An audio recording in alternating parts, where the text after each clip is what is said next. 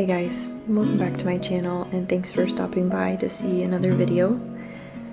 Today's video is kind of all over the place. I filmed over several days and there's just a lot of baby prep and some from scratch cooking and some cleaning and just normal life and kind of what our life is looking like right now as we prepare for baby and also just wait. In this video, I'm so thankful. My husband had a few days off of work, so we were able to get done a lot of things that I've had on my list to get done for a long time, and I've just needed someone else's help or I've just needed an extra hand. You'll see more in this video, but today started off with a really cozy rainy day, and so we just kind of jumped right into it. And I'm here getting a chicken in the crock pot going for dinner. A sweet friend of mine she gave us one of her chickens that she recently processed from her little homestead, and it was so delicious. It was so good. The only thing that we did wrong was the crock pot accidentally came unplugged sometime in the middle of the day, and so the chicken didn't end up finishing cooking all of the way by the time dinner came along. So my husband deboned all of the meat and we just popped it onto the cast iron skillet and just kind of sauteed it around in there, and it was actually so good like that. So I'm kind of glad that it didn't finish cooking in the crock pot. But anyways, all I did, fun fact, this is my first time doing a roast chicken before. Like, I've never done it before, so I didn't quite know what I was doing, but I just cut up some carrots and I added some water to the bottom of the crock pot with the carrots, and then I added the chicken in. I put olive oil, salt, and then my go-to seasonings like garlic powder, onion powder, cracked pepper, and then I think I also did Italian seasoning as well. And I just let it sit on low. She recommended low for up to 8 hours. So if it wouldn't have gotten unplugged, it probably would have been done by then. Either way, it was super tender and super yummy. So here my husband helped me get he didn't help. I didn't help do anything. He did it, thankfully. He got the knobs back on the baby's dresser for us. And then I'm just adding some diapers to the bottom. It's so funny going from really big diapers for your toddler to really teeny diapers for a newborn. It's crazy to think that she'll fit in those tiny diapers. And then we're just moving on to doing this picture wall. I've been meaning to do this literally since we moved in, and it just hasn't happened yet. And so when my husband was here to help me, I decided that I wanted to just quickly get it put up, and I was really happy with how it turned out. I already had all of these pictures from our previous homes, and so it was really easy to do, and it just added so much to our little house, and I'm so happy with it. And guys, we finally have a finished kitchen in the paint department. No more half painted walls. You will see no more of them. And I'm so thankful. And then we took a little break to eat some lunch, and I just wanted to play and hang out with Caleb for a bit.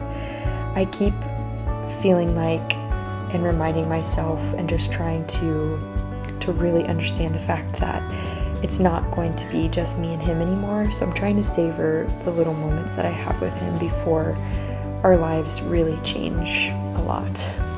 In a good way, but definitely they're going to change. So. And then we're just moving right along to more baby prep. I'm just getting all of the stuff ready that I will need at night during nursing sessions or whatever like that. This is just my little nightstand table basket. I'm just adding obviously diapers, wipes, and then some burp rags, and then a couple of diaper rash creams in there. Just a few things I feel like, you need frequently throughout the night with a newborn. And I'm just getting that added to my nightstand, which makes everything feel all the more real, and that she's really going to be here soon which is just crazy. And then this is the next morning. I got a double batch of bread going, I guess you could say. So this one will make 2 batches. I've just been making 1 batch. I've just been having the Farmhouse on Boone recipe that it originally makes 2 loaves. But when I make it, I just do 1 at a time, and normally that does fine. But we've been going through a bit more bread recently for sandwiches and things like that. And this time I accidentally added the full measurement of something when I started making the dough for it to make 2 loaves. And so I figured, well, let's just go ahead and make the 2 loaves, and then I'll have it, and maybe I can freeze 1 for when baby comes or whatever the case. We did not actually end up doing that.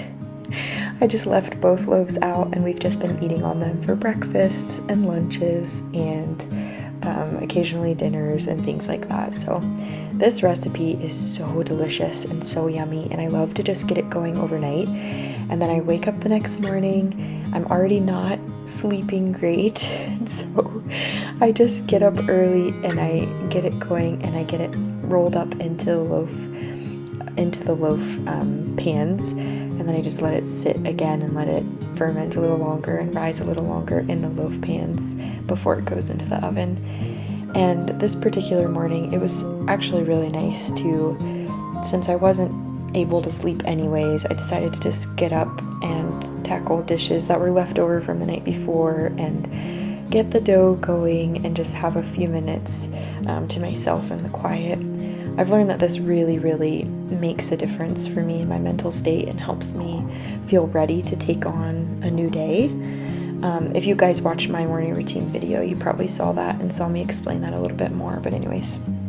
So then I'm just moving on to breakfast. I'm going to make some peach oatmeal this morning. So I just got a little bit of butter sauteing in the pan there with the peaches so that they can cook down and soften a little bit.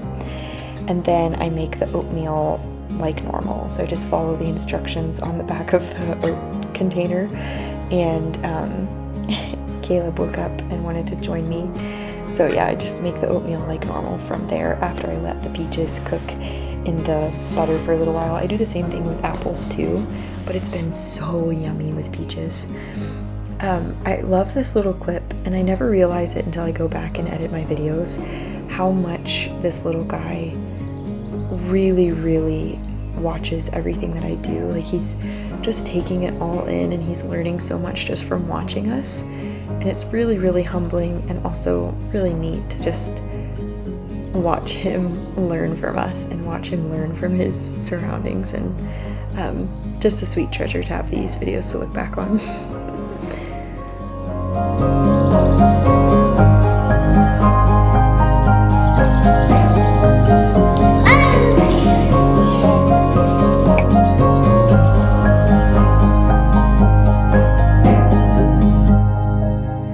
Right here, we were watching the water start to boil and talking about the bubbles and how there were big ones and little ones.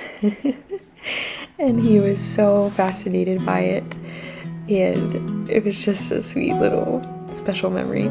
So often the Lord just sends these little teeny blessings in really small packages, and if we're so busy, we sometimes overlook them. And so I always try to keep my eye out for those little small blessings and gifts that we get to see throughout the day, because those make up our life. They're sweet gifts.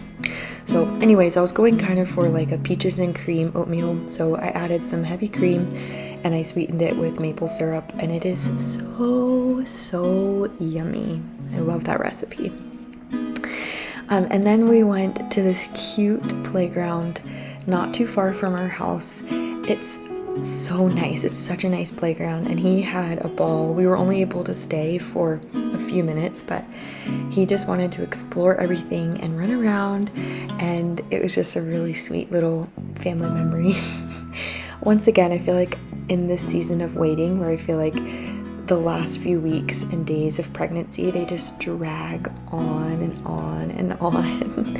So I'm trying to just savor all of the small moments, because you never know when it's going to be like the last time you do that thing before baby's born or whatever. So I'm just really trying to savor them. So moving on here, I'm writing thank you cards to all of our sweet friends and family that came to the baby shower. I'm just trying to get these thank you cards done now because I know after she's born, I'm probably not going to find the time or motivation to sit down and get them done. So I'm trying to go ahead and write them out now. And then my sister was also over this day, and we were writing out little affirmations and scriptures and prayers for me to take and have with me during labor and delivery. And so she was helping me with that. We were just writing them out on little index cards, and it was fun. And I'm hoping that they are helpful. I don't see where they wouldn't be, but if you need some resources, I'll try to link the scriptures that I'm using down below. I saw Delilah Lepke from Lepke's Life on YouTube. She shared a bunch that she is also going to be using and getting her husband to read over her during labor. And so I'm using a lot of those as well. But anyways, thanks so much for being here, guys. Maybe next time I see you, I'll have a little one. Anyways, thanks so much for being here. Always remember that you are fully loved and fully known by your Creator, and I'll see you in the next one. Bye!